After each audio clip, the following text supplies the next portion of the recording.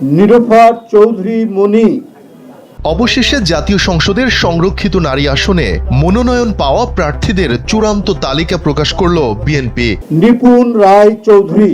সোমবার নয়াপল্টনে দলটির কেন্দ্রীয় কার্যালয়ে এক সংবাদ সম্মেলনে তাদের নাম ঘোষণা করেন বিএনপির সিনিয়র যুগ্ম মহাসচিব রুহুল কবির রিজভী। বিএনপি থেকে চূড়ান্ত মনোনয়ন পাওয়া প্রার্থীরা হলেন সেলিমা রহমান, শিরিন সুলতানা, রাশেদা বেগম হীরা, রেহানা আক্তার রানু, নেওয়াজ হালিমা আরলি, মোসাম্মদ ফরিদা ইয়াসমিন, বিলকিস ইসলাম, শাকিলা ফারজানা, হেলেন জেরিন খান, নীলুফার চৌধুরী মনি, নিপুণ রায় চৌধুরী,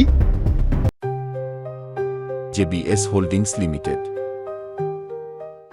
জেবা আমিন খান, মাহমুদা হাবিবা, সাবিরা সুলতানা, সানসাবিলা জেব্রিন, সঞ্জিদা ইসলাম তুলি, সুলতানা আহমেদ, ফাহমিদা হক, আন্না মিঞ্জো, সুবর্ণা শিকদার, শামিমারা বেগম স্বপ্না, শাম্মী আক্তার, ফেরদৌসী আহমেদ, বিথিকা বিনতে হুসাইন, সুরাইয়া জেরিন, মানসুরা আক্তার, জহরত আদিব চৌধুরী, মমতাজ আলম, ফাহিমা নাসরিন, আরিফা সুলতানা, সঞ্জিদা ইয়াসমিন, শওকতারা আক্তার, মাধবী মার্মা, সেলিনা সুলতানা ও রেজেকা সুলতানা।